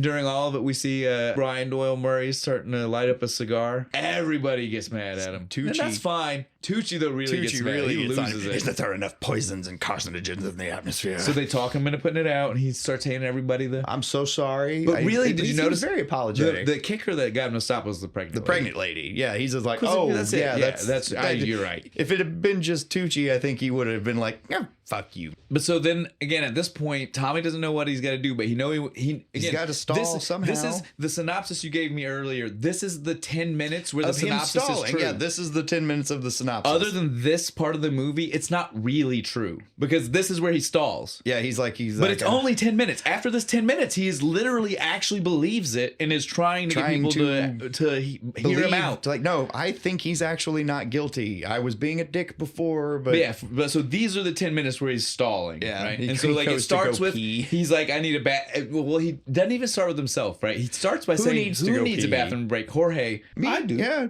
One dude's to tell him to sit down, the dude with the Lakers tickets. And this is what also like during this whole montage moment, we hear stuff like this is where we hear Jorge being like, I love your people. This is such a, in my country, We don't get to vote and do things like this. there's no such thing as a fair trial. People don't get that. Yeah. This is great. It's great. Love this country. But yeah, we see the bathroom trick. This is so, he's got the cups and It's the he's longest piss in the world. Now I gotta say he's not good at this though. No, because there's a gap. Yeah, he keeps waiting.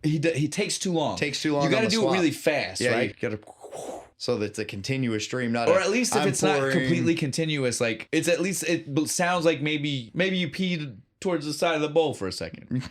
You know what I'm saying? I lost control. It got away from me. It's like a fire But he hose. stops it long enough where any man, especially, is gonna be like, Hang on, man. That was like 3 seconds. You're done. "Yeah, you weren't peeing. I don't know what that was, but you weren't peeing." You were mid shake and started peeing again. Bullshit. Yeah, like that. You're lying to me right now. You've got it on your leg now. If that really happened. While he was in there, They all had a little realization, didn't they, out there? they were like, "Wait a minute. So who's gonna be jury foreman? Because that's got the to tell him. guy. He's got to look the dude in the eye and tell him, we found you guilty. Yeah. We're sentencing you to death. Yeah, You're none gonna of die those- now, and I'm the one that's telling Yeah, you." none of these people want that job. And so they're all like, "Well, then who?" And they all stare at the bathroom. I have the perfect guy. He's been pissing me off all day. fucking day. And by that, they mean 5 minutes ago since he wanted to go to the bathroom. Jeez, these people are They have fucking... no patience, these people. Right? Again, I get it. The trial took longer than anybody thought. Yeah. But still. But then he comes out of the bathroom and they're just like, guess what? You're jury foreman. And he's all about it, though. They're like, oh, yeah. They hell thought that yeah. he would have an issue. Maybe he would argue with him. He just immediately is like, I'm jury foreman. he Does goes, his pose. he goes, "I'd like to thank Principal Beasley for giving me the educational fortitude to be able to handle a situation like this." And you see him there going, no, No.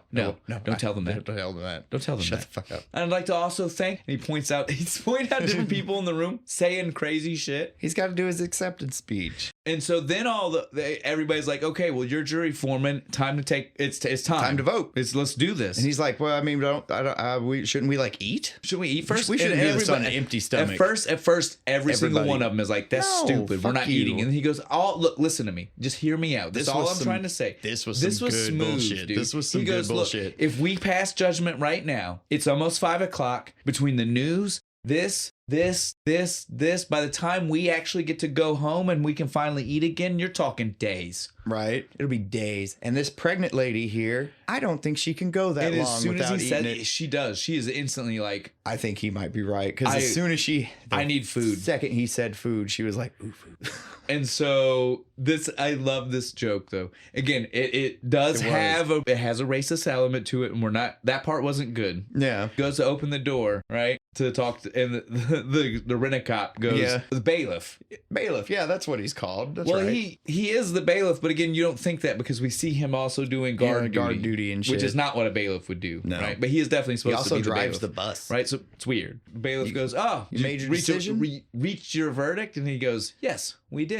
Chinese. Which, that's always a good decision. And so then we see the table full of Chinese food. He's trying. He's No, trying to this eat was- that last noodle. It's I can one do it. noodle. He's Trying to cut it with the pretending knife. like he couldn't cut it, and I can everybody's do like, it. "Stop it!" Just fucking stop, dude. It's time to vote. The whole reason they ate was because he said we shouldn't do this on an empty stomach. Yep. And now he goes, "Are we really supposed to do this on a full stomach? I thought I heard somewhere You're supposed they're to wait 30 minutes. Right? Like he's going swimming. Literally, one of them yells that at him. They go, "That's for fucking swimming." And so finally he gives in. He's like, "But if we're going to Yep. do it, we need to do this by secret ballot." Yep. Again, this is the problem with saying that to a room like this, Isn't right? that how it's supposed to work anyway? No, you do when just you're raise in your hand? No, when you're in a jury room like that, it is literally just determined by however you want to do it. Like again, whoever's Oh. jury foreman, or you guys would vote on how you want to do it. It is not there's not a standard operating procedure for the jury room. Ah, didn't know that. Deliberation is deliberation. You guys are just going to try to figure it out. So again, that is a very real moment that could happen. Yep. You could decide that you want to do it Just that way. write it The down. problem with wanting to do it like he did, right? Like in 12 Angry Men, I think they get to a point where they do it, but it's after a point where the people don't know how people are standing, right? Yeah. Right now, he's still in a room where everybody else is wanting to say guilty. So the second you say we should do this by secret ballot, they know you're the one who said Yeah, not you're guilty. immediately going to be that guy. Because if everybody's on the same page, There's no reason to do the this. only reason you would mention a secret ballot is because you know you want to say something other than what they're saying. Right? Then I don't want them to know it was me. Regardless, none of them piece that together, even though that is literally the most obvious thing you would come to. And so they do their secret ballot. I love when he starts to read them, right? He goes, guilty, guilty, guilty. Now, Ray, that was you, I bet, right? Hang on. I mean, what do you think? Puts it up to his head. What do you think? What do you think? What do you Guilty? think? What do you Like, think? Yeah, guilty. Jeez. How about this one, guys? Are we going to take a poll on this one? What do you think? Guess? What's everybody think? Guilty. Okay. That was you, wasn't it, Mr. Beasley? He gets to the last one and he goes, "Oh my, not guilty? He Who says it. would do Yeah, he this? totally says it. Like, he didn't even have to say the who would do this. You can hear it in the way he says not guilty, right? Right. Like, oh my, not guilty? I feign shock and surprise. Again, like I said, everybody already knows. They're all looking at him like, for real? Are you serious right goddamn now? And then fucking Mr. Beasley picks up the paper and he's just like, there's a U in guilty, Mr. Collins. Collins. Remember? Tom Collins. I am terrible with names. Yeah, at this point, everybody is upset. Yep. They're all mad. They're trying to break his legs. They're trying to go all kinds of nuts on him. One dude's basketball ticket, he rips him up. Yeah, because he's like, no, we got to discuss this. We got to talk about it because I have reason. You know, he does the reasonable doubt thing on the chalkboard. He writes it out. Let's analyze this. First part. Raisin. It's French. Meaning raisin. Dried grape. That's what he says. It's French for dried grape. French for dried grape. He has a fun moment where he's trying to spell out the reasonable doubt. Bullshit. Well, and even while this is all going, again, like everybody's gone batshit on him, and we see the flip from Jorge again. Before he was like, "Your place is so great. Right? We don't have a fair trial where I'm from," and now he's fucking now 5 minutes later. He's got him in an ankle lock, and he's like, "You people bullshit too much. In my country, we'd have just shot him on first day." Into that, end of it, done. And then he like snaps his ankle. Yeah, it's so great. He does though. He has a lot of this like trying to convince them that they should. Right. Be having at least, again, he's not at this point trying to convince them that he's not guilty, right? At this point, he's at least just trying to get it to where they can stay there and talk about it. So remember, if he could convince everybody not guilty on day one, he still hasn't succeeded to what he wants to do. Yeah, which is to stay there longer. He definitely wants there to be a little bit of a he wants there to be a conversation because that means they're there longer. Unfortunately for him, it just doesn't work that way. Because literally nobody, even the one person that might be on his side would be Monica, and she is not.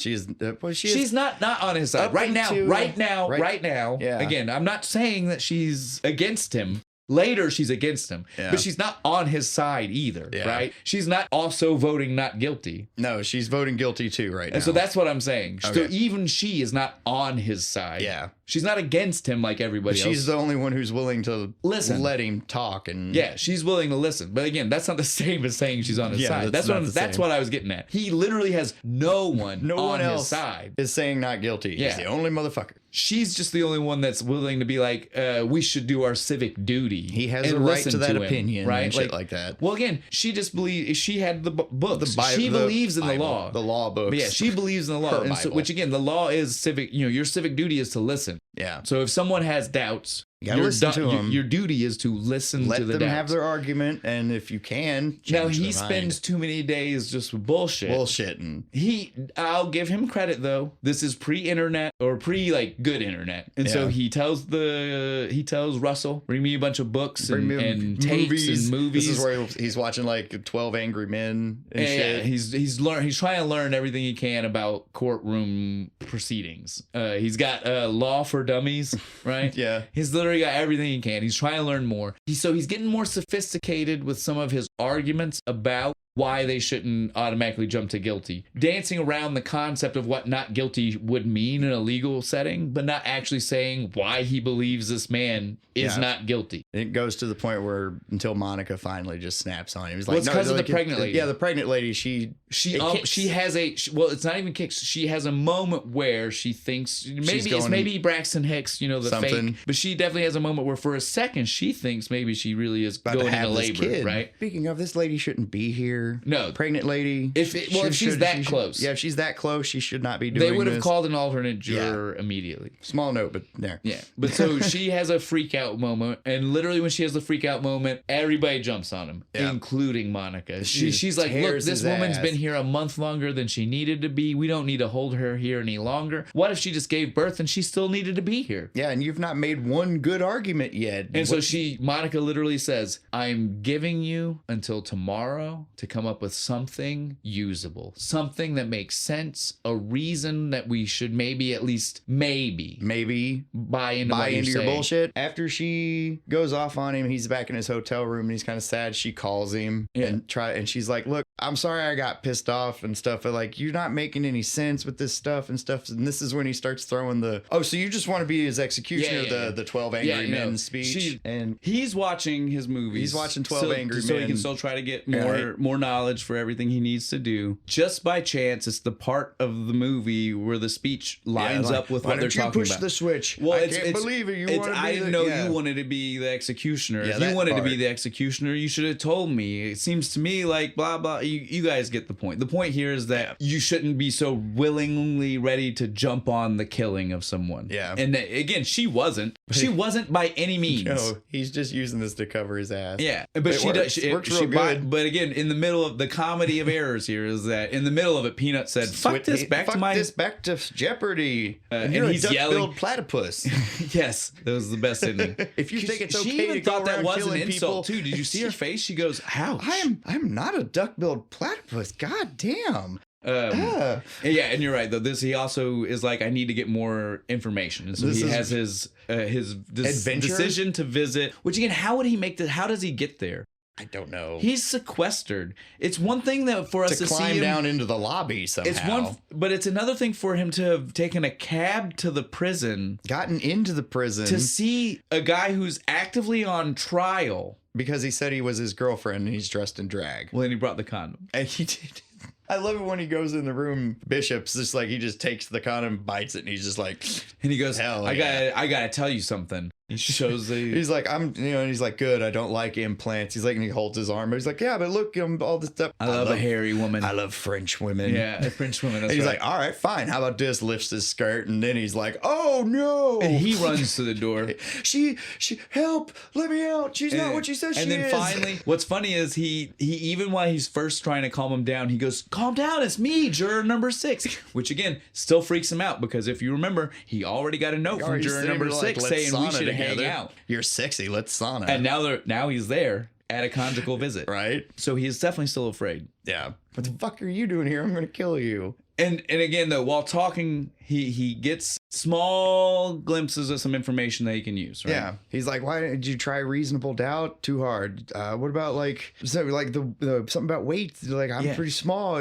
stuff. He's like, you got to do something, man. Like you got to help me out. But here. the key thing that he notices hickey. it right he's there. He's like, nice hickey. But nothing else was said. Yeah, that's pretty much the end of what we get from that. Yeah, because the killer guy's like, I don't even know what, that's not hickey. I don't know what that is on my neck there. Unfortunately, in this scene, you get to see more Pauly Shore's ass. So if you want to put your hand above the screen, I highly suggest it. But the main takeaway from the moment though is that Pauly finally hears from Bishop himself. That Bishop didn't do it. You know what I mean? Like, so far in the trial, they have not heard Bishop say that. Shit. The defense attorney has said, my client didn't do it. He's just sat there But quietly. Bishop has not actively said words of, I'm innocent. It wasn't me. All we've seen him do is kind of reinforce this thought that it was him, right? Yeah. So this is key for Pauly Shore because, again, like we said, only 10 minutes is him trying to buy extra time. The rest of it is he really believes he's innocent. Everybody gets mad at him and shit. He kind of is like, well, maybe I should take this seriously. And when he does start taking it seriously, he really does believe in Bishop's innocence. I don't think this guy actually fucking did it. And so, like I said, this is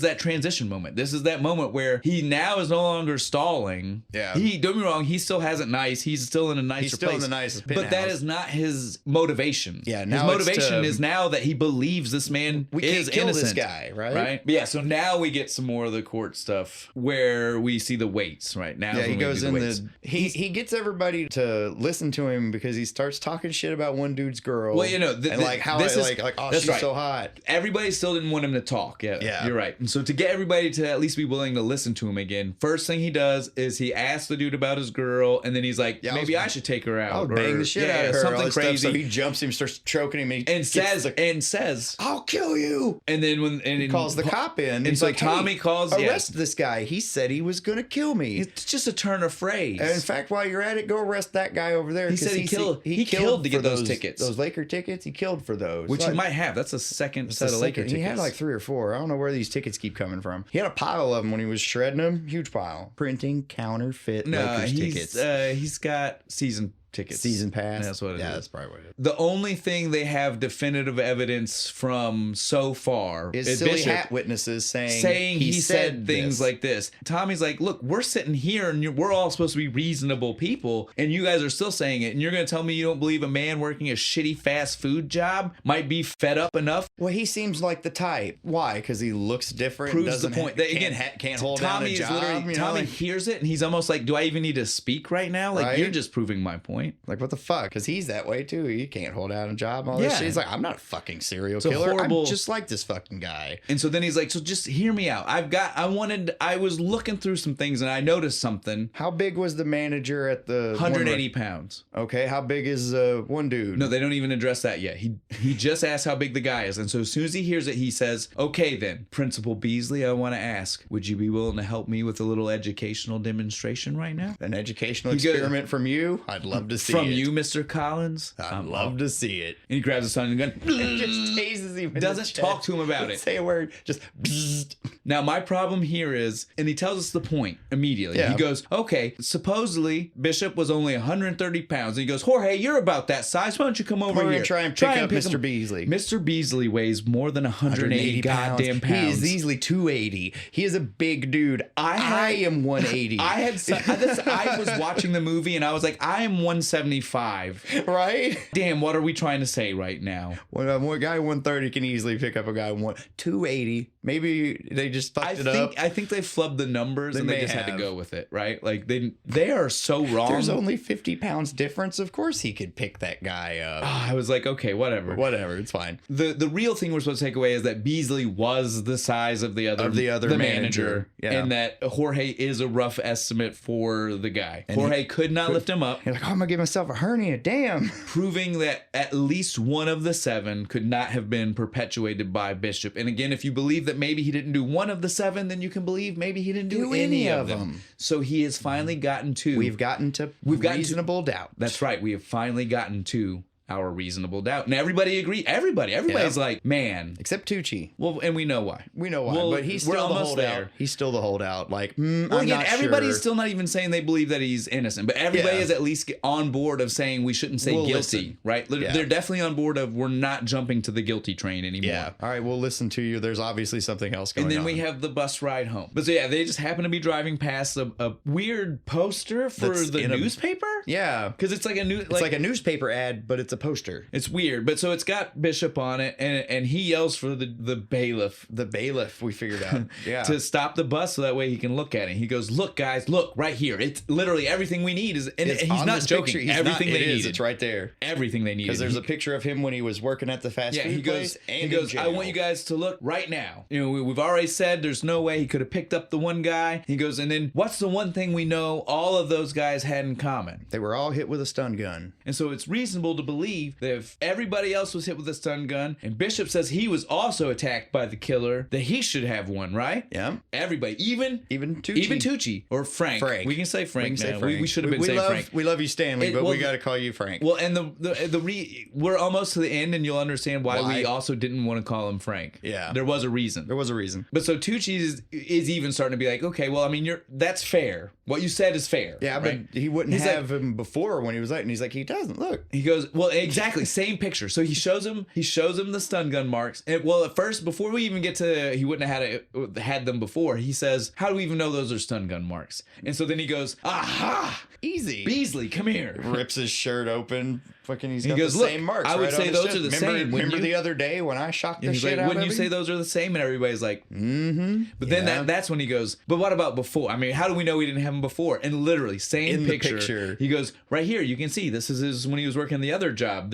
I would say there's no marks. He looks at me, he goes, I would say that looks awfully clean. He even goes up and like wipes on it to see if it's like painted over. And so Tucci finally has to agree. All right, not guilty. He's right. He doesn't say not guilty. He say Tommy's right. Yeah, that's what he says. Exactly. We're back off to the. Yeah, we're gonna have a little party, right? We have a party. We're celebrating because we know that the next time we're back in the courtroom, we're gonna go not guilty, and the man's gonna walk. Hell yeah! A little bit of a dance. It's not a very long party. It's not, but because everything goes to shit. It does, like almost immediately. Monica finds Peanut finds Peanut. Period. Yeah. Follows Peanut to the penthouse. And it's like, huh. And also on top of that, Bailiff is following Monica. And so everybody stumbles into the penthouse and the jig's up. And it's so sad because he had his bag packed. Like he was gonna go stay. For the last night, he was gonna be back with everybody else. He was getting his shit and he was gonna go back and like put it back in his room where him and Beasley were sharing. He learned his lesson. 5 more minutes. That's all the man needed was 5 more fucking minutes. But he didn't get it. Cut to the court and the judge is super pissed. He's like, we got to throw this out because we found out one of the jurors was getting undue special treatment or something. Could have been swaying his opinion. Could have been jury tampering. Right? We don't know. Could have been swaying his opinion on things. Mistrial. Throw it out. Tucci gets what he wants. He does. Because all he wanted was to still be able to keep his man and pin it on him. Means he's got to try to do some more. Yeah. And pin it even on him more. Pin it on him even more. Tommy's got to go back to his old life. He's just back home at mom and Jed.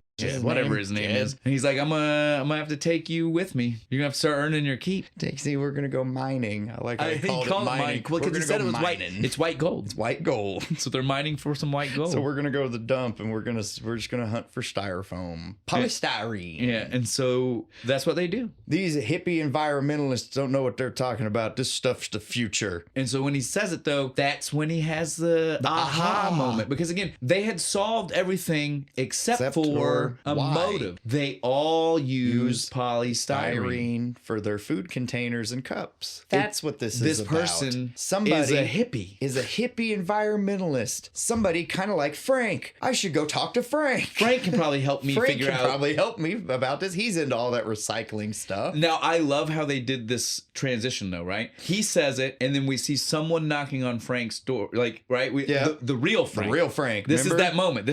Remember the teacher from Encino Man? And so for a split second on my second watching, I was even like, wait a minute. Yeah, right. Well, what's crazy is he looks up in the phone book, says he's going to call Frank, but then doesn't call. Oh, he looks for a coin. I know, but it's still stupid. But so he doesn't make the phone call. But he did call. He called Monica first to say, "Hey, it's the styrofoam. It's about the styrofoam." She didn't understand it, but then he was like, "I gotta call Frank." Help me. Yeah. And then, like we said, though, it transitions to this moment where you see someone knock on the door. The first time through, you don't know that this was the real Frank until after the beauty of the geniusness is played out. But so the beauty here is he looks up an address for Frank. Frank would be that guy because that guy is actually Frank. Tucci was playing Frank.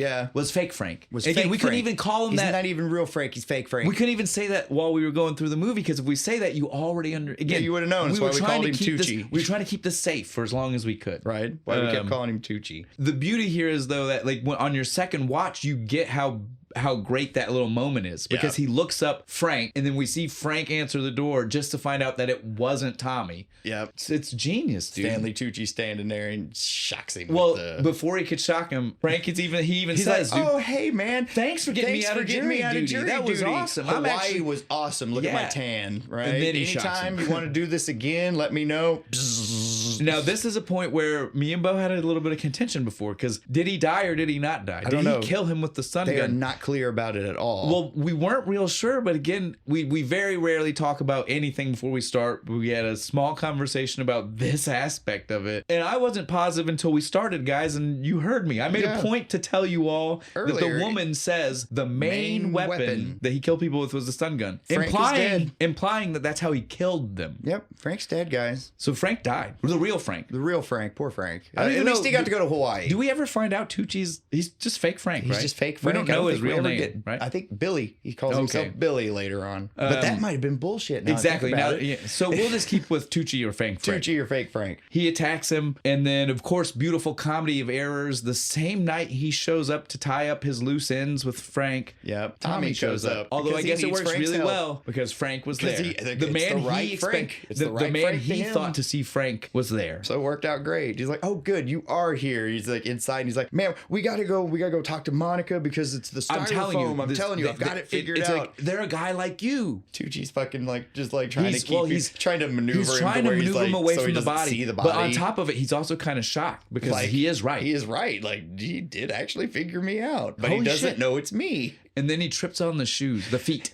And he says, "Man, you gotta keep your shoes out of the middle of the floor. Can't keep your shoes in the middle of the floor. People will trip." And he's just like, "Okay, cool. Let's go. Let's go find Monica." And so they go to the law library. Again, the weirdness of why she had to be. Why did she have to be a work legal there, person? or is she just hanging out there? I don't know. Either way, it's still It's weird. still weird. Minor point. Peanuts at home watching He's watching fucking Jeopardy right now. Yeah. Sorry, minor point. It becomes bigger in a minute. But so they get to the law library. He's telling Monica all about it while it's going on. Tucci pulls a gun out. Click, click. And good literally, idea. We might need that later. he's still going. He just doesn't get it. Even Monica, you see her face is she's even like, oh shit, you're an idiot. She's figured it out. Yeah, she's like, you're an idiot. Stop talking. Stop talking right now. He's putting the gun up to his head and he's like kind of brushing it away. Like, dude, what the fuck? What are you doing? Like, Quit stop that. that. Tickles. It tickles. Then he grabs him by the head and puts Holds the it gun. there. And he's like, he's just like, oh, now I get it. So it was you. Fuck. Ties him up to the And post. Monica's like, what are we going to do? Like, why did you bring him here? He's like, I thought he was Frank. I didn't realize yet. I'm dumb, okay? What are they going to do, though, Bo? How's your magic way to get out of this situation? Oh, we have to call for the peanut. Peanut call. But again, way worse than what we just did. Because we were able to do it better than Pauly Shore could at this point. At this. He's again, like I said, he's lost the ability to do the She weasel. just looks at him and goes, "Really? That was your backup plan?" And he's just then we see, just wait, and he does. Peanut treks it. Peanut treks it. And he gets into the building in record time. I don't know how far away this was supposed to be. The dog can read. He looks at the door and it says automatic door, and he does a little flip and gets the sensor to pick him up. I'm like, so the dog can read. This is the smartest dog in the world. It's those scientific studies. It was all those lab tests. But so Peanut then makes it just in time because he's got that wicked knife. Fucking knife. That's not practical. But wicked cool all, looking. But really cool looking. Somebody was like, what's the weirdest thing we can do with a knife? Let's make a knife with a cage handle. And Peanut knocks over the fucking... he gets his... Bites his hand. Bites his hand so he drops the knife. And fucking falls over and sells it forever for some reason. This little bite from this little tiny dog. He's like, oh no! Look, lab testing, dude. I'm telling you, power of the bite of a great white shark. Right, that's the power of Peanut. He does cut right through those ropes. I'm telling you. He does. He gets right through them. All of the shelves, the bookshelves fall over. Get knocked over. Because again, you gotta have if you're in a library, you need a scene like that, right? The guard woke up and was trying to come in and help, and the fucking comedy of errors, perfect timing. As soon as he walked through the bookshelves, smash. Tommy's like, "You want to fight? You think you're bad?" He goes to stand up to fight him and shit, and Tucci just takes his pinky finger and jabs it in his throat. He doesn't even do it right away. He lets him do the, and he just goes, he holds it up. He lets Tommy look at the pinky and have long enough to like facially look at it like, what's that gonna do? And then jabs him. To me, like that was like, I feel like that was Tucci. Like I feel like Tucci was the one that was like, guys, I know how to do the timing on this one. Just follow me on this. Because that was so good. Great. I loved it. Just fucking pink with the pinky. Well, he lunges immediately. Did you notice he lunges at him like you would if you were fencing? Yep, Did you notice he does a plie? Right? It was so great. Riposte. But as soon as he does it, and that is if you know anything about fighting, you are fucked. Well, that triangle right there, right here, this little area where your collarbone and your Adam's apples that's where your windpipe is right behind where you that. get the trachea. Yeah, so if you hit that, you're not gonna be able to breathe for a while. Yeah. At least 3-4 minutes. So it was very accurate. Yeah, it was. And so Tommy's on the ground. Monica goes running up the stairs. He chases after him with the big knife. He's got her cornered. This was, again, so silly. So convenient. Well, it's just so silly, right? He goes to stab her. He brings the arm all the way up, and he just happens to be on the short floor. I guess, because he hits the ceiling. His hand is into the ceiling. It's into the ceiling. Like plaster and shit falls on him, and she goes, asbestos! And he flips the fuck out. He lets out the girliest, shrill, high pitch. Again, this is some peak Tucci right here. It was so funny, and he's screaming because he's not. He does the little finger wave, like he's like it's like he's like fanning himself with his fingers, right? Oh dear! And then Tommy cracks him with the book. He goes, the biggest book in the universe. That's what those are for, right? Of course. That's what my friends did with them. Just hit each other.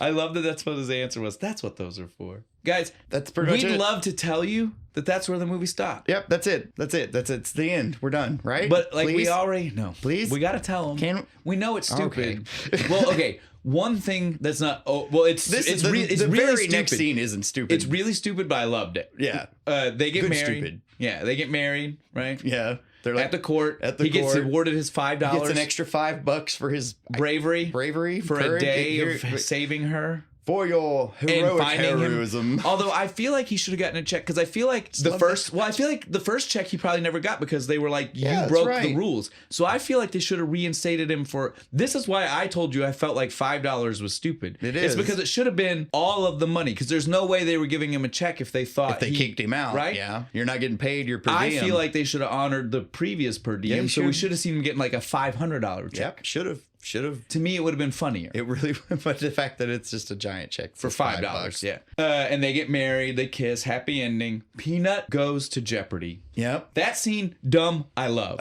Next scene, dumb, I hate. Yeah, the next scene is really dumb because it fades out. He's like telling the judge, he's like, you inspired me to do what I really want to do. Go to law school. And he's like sits and he's got the judge hat, he's wearing the curls. He's wearing the like 15th, parliamentary 15th wig. Century, Yeah, parliamentary wig. Yeah, that's what it's called. And he's a stripper again. Again, like I said, the only reason these are in the movie is because it was just hip and cool in 95, 90s, right? Yeah. Like mid-90s, they were just like, oh, Strippers stripping's are becoming cool. acceptable. Very strange. But nobody wants to watch Pauly Shore do this shit. No, we just had to close out one more time. That's what Get all Monica there for. up there. I'll watch that. I don't want to see Pauly Shore do this anymore. But that's the movie, guys. Yeah, it's over. We get to no. There's no credit scene. No, thank God. Well, no one last shot of Pauly Shore's ass. No, the credit scene would have been the Peanut on Jeopardy, right? Yeah, that's it. But they just did it beforehand. Yeah, because like modern day movies, that would have been the credit scene. Like like they would have put that at the end. Peanut on Jeopardy, he had like a score of like 100,000. No, he was fucking like a huge score. He's a genius. He's a genius dog. We love Pauly Shore here. Yeah, we love Pauly Shore. There's a reason why we keep doing it. There's a reason why we're gonna keep doing it. They're fun movies. They're dumb, fun movies. They're the best. Sometimes that's what you need. You don't always have to have like the serious blockbuster bullshit. Just give me something stupid that'll kill an hour and a half. And that's what we got. Why here. we like movies. It can be all of them. Yeah. I love all of them. Yeah, all of them. I love a serious. I love a dumb romp. I love it all. Right. All right.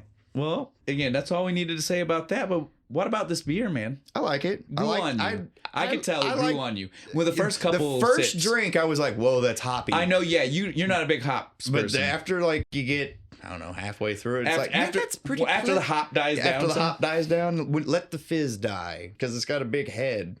Let its head shrink so it's not so full of its fucking self. Then you can drink it. But it's pretty good. Yeah. Again, even the grapefruitiness, because I know you don't really care for that either. No, but it even gets subtle. like in the background. Like it's subtle. It gets subtler. When the hoppy is still there, like those bubbles, like bring it. That's my suggestion. Right, straight to the foreground. Let it breathe like you would have wanted. Once some of the hoppiness is gone, like even that is like a little bit more faint, a little bit more subtle. It's good. Let it sit for 5 minutes before you start drinking it. Let the bubbles kind of go away. I think the main thing that we got left in is what are we gonna be drinking next week, man? Next week, man, we're gonna do Dissolvers. The Hustle is Dead. All right, and now I know this is like a joint thing too. Yeah, there's right? something about a collaboration with another else. brewery. Guys, don't come at us. You know when we post it and you can see it, you'll see all of the stuff about it. The Hustle is Dead. That's your clue right there.